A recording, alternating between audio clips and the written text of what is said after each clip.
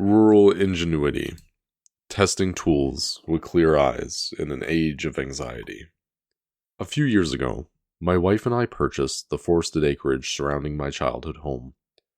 Deep in the forest on a hill were two large, run-down trailer campers the previous owner had dragged in there 30 years prior. They were an eyesore, and more importantly, a blight on the landscape, full of plastics, chemicals, and stuff that just does not belong in the woods. We were executing our forest management plan at the time, and had hired a logger with a cable skidder to take out some large white pine trees nearing the end of their lives. I griped to our logger about the camper trailers and how I needed to make a plan to get them out of there. He shrugged and said he could drag them out that afternoon with a skidder for free. He liked our vision of the forest, and agreed that they didn't belong. It took him no time at all, and the forest is healthier for his efforts. This was probably one of the first real challenges my wife and I overcame with managing our forest. When I write about it online, though, I inevitably receive a couple of comments stating naively that the project could have been done more sustainably with a couple of draft horses and a sledgehammer. I'm always taken aback by these comments, as I imagine the absolute disaster dismantling those campers would have been for the environment. Insulation, plastic particles, chemicals, and more would have become part of the ecosystem in my family's forest forever. It's hard for my online detractors to imagine, but a few gallons of diesel and one man's labor were the most environmentally responsible solution here. This causes me to reflect, though, on how we live in a moment increasingly animated by the anxious language of limits, where restraint is framed as moral clarity and less is presented as the responsible choice.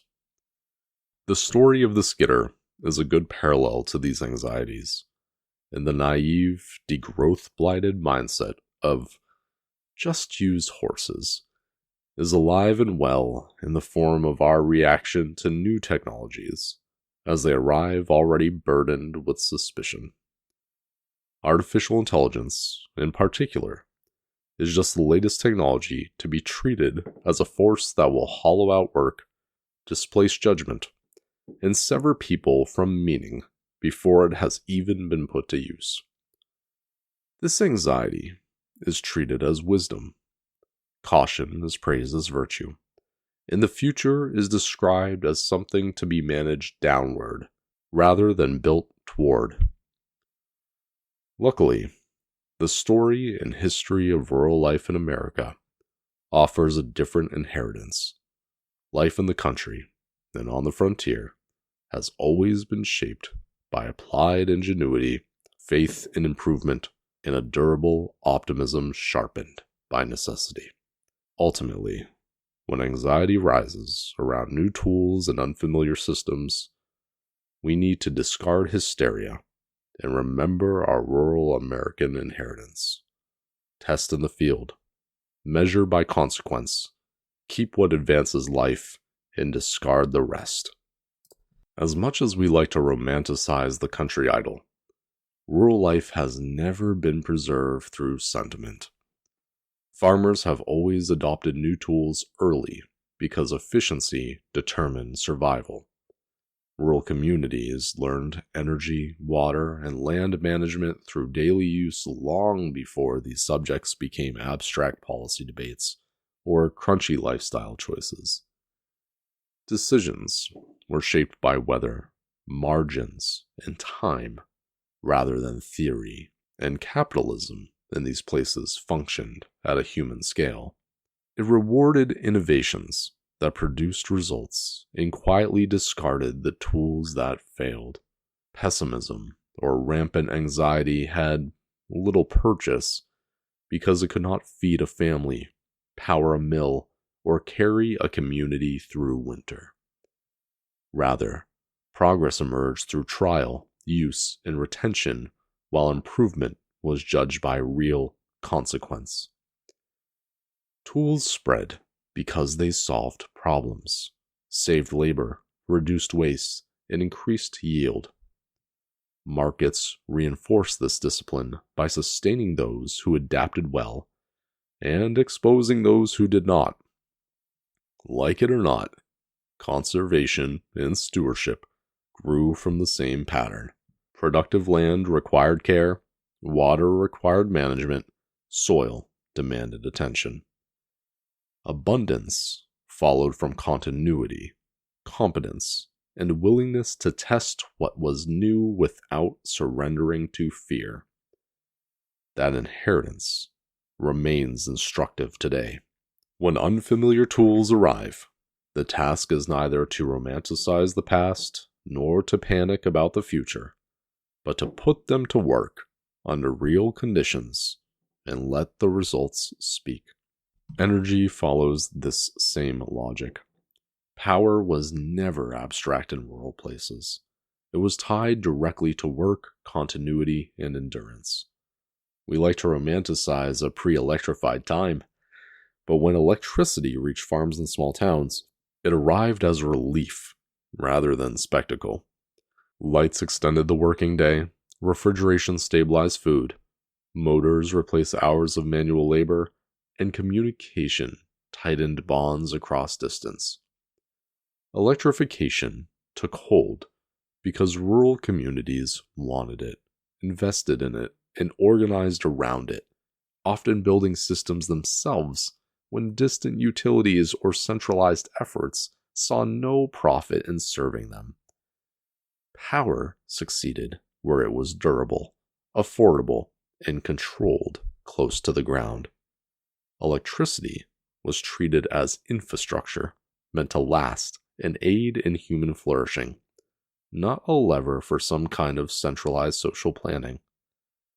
That same reasoning still governs how rural communities evaluate energy today. Systems are judged by reliability, cost, and whether they strengthen life over time. Clean energy fits within this tradition when it is developed with attention to place and consequence. Wind, solar, nuclear, storage, efficiency, and modern grid management function as tools within a working system, and adoption only follows performance. We can theorize all we want about the best systems, but at the end of the day, people in the country will look at you with a skeptical eye and say, "Show me what it does." Modern cultural narratives often mischaracterize this history. Rural America is frequently portrayed as resistant to technological progress or hostile to innovation, but truth be told, when our skepticism does justifiably appear, it is always aimed at abstraction rather than advancement. Systems imposed without regard for local conditions and human flourishing invite resistance, while degrowth arguments land poorly in places where survival has always depended on doing better over time. Asking communities to permanently accept less ignores the reality that abundance has historically been built through disciplined expansion and stewardship rather than some kind of centrally managed scarcity. Artificial intelligence is worthy of our skepticism, but also belongs within the same evaluative tradition. Tractors once raised fears about labor, and electrification reshaped work without erasing it. Each tool extended human capacity while demanding judgment and responsibility. AI holds similar promise in agriculture, energy management, logistics, and land stewardship. Predictive tools can reduce waste, precision systems can lower inputs, and smarter infrastructure can improve resilience. None of this means new tools are harmless, however. Powerful technologies carry real risks because they amplify human intention, for good and for ill. Artificial intelligence can be used to manipulate, deceive, or centralize control Just as machinery once displaced labor and industrial processes scarred landscapes when handled without restraint or virtue. Rural America has never been naive about power, but it has insisted on responsibility, demanded accountability, and corrected course when consequences became clear. The answer has never been paralysis. It has been a disciplined use guided by people who remain morally awake to what their tools can do. American flourishing depends on recovering this way of thinking. Rural life has always required people to work under uncertainty, refine their methods through repetition, and prepare for futures they cannot fully predict. That habit produces abundance because it treats tomorrow as something worth investing in now. Clean energy, modern agriculture, conservation, and emerging technologies belong within this tradition when they are judged by use, consequence, and durability, rather than ideology. What carries forward is not nostalgia, but continuity. Ingenuity applied where it matters, markets rewarding sound judgment, and optimism practiced through preparation. This is how a future capable of holding more people, more prosperity, and more life is actually built. If you enjoyed this piece, follow the Bully Pulpit on Substack and ACC National on all other social media platforms. Join us in the arena, building the conservative environmental movement.